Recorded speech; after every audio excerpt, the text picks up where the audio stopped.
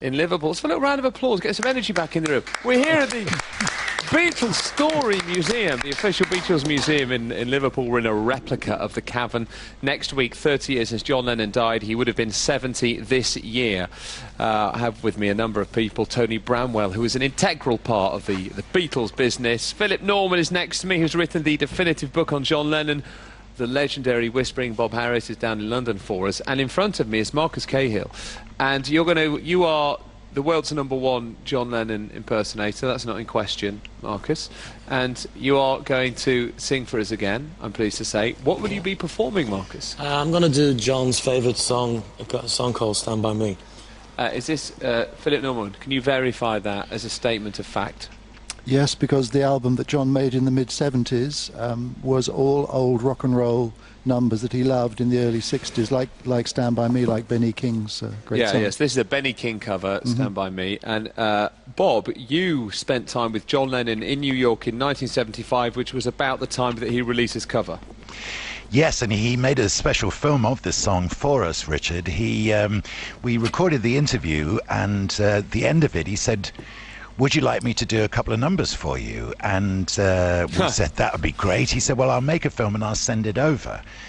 And we had a John Lennon special going out on Whistle Test about 10 days later, and literally on the eve of that programme, about 7 o'clock in the evening, the programme was going live at 10:30. We still hadn't received a copy of the film, but finally it arrived by courier, and in those days, I mean, this was pre-video, so it arrived as reel-to-reel film, as it were. And he'd recorded a version of Stand By Me and Slip In and Slide In, which we put out on the programme that night. And for me also, I mean, this was an amazing moment, because Stand By Me has always been my favourite song. So has it? Yeah, so to have the John Lennon performance of it on the programme, Richard, it was just a fantastic feeling. Gosh, so he offered it. He said, "Would you like me to perform?" Yeah.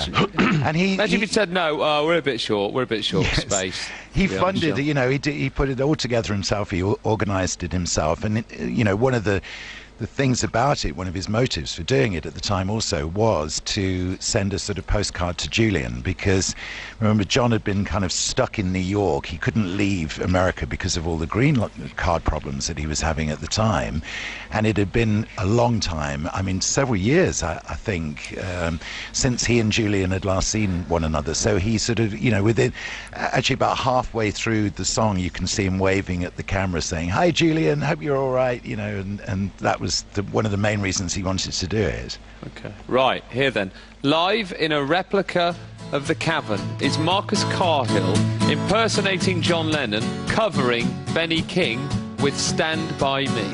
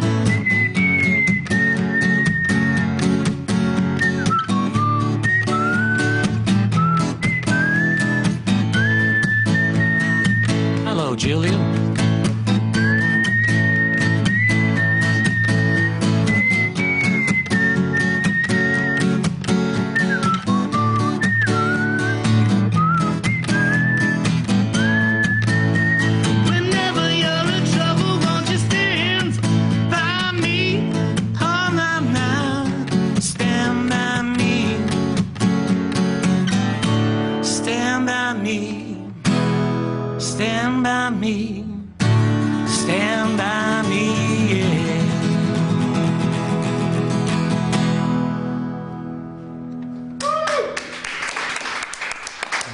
Bob Harris, he's good, isn't he? That was great. Even said hello, Julian, in the middle. Nice touch. Thanks, Bob. Marcus Cahill, thanks for joining us today. You're the world's #1 John Lennon impersonator, and you are... Where do you perform normally? Well, I play in the Cavern 4 nights a week now. I used to do 6, but, you know, we're not as young as we used to be, so I've knocked it down to 4, and we're there Mondays, Tuesdays, Wednesdays, Thursdays at 4:30. And I hear you might have been recruited to a musical in America. Yeah, well, we had Jeff Emery come in doing auditions there a while ago, and he's got a show going on over in Hollywood, so I was lucky to get the part as John. Nice one, congratulations. That was terrific. Thank you Very much, Marcus. There's Thanks, Marcus. guys. Tony Bramwell, what do you make of Marcus there? I've seen Marcus a few times. He's a lovely geezer. He's very good. It's just, Thanks, Tony.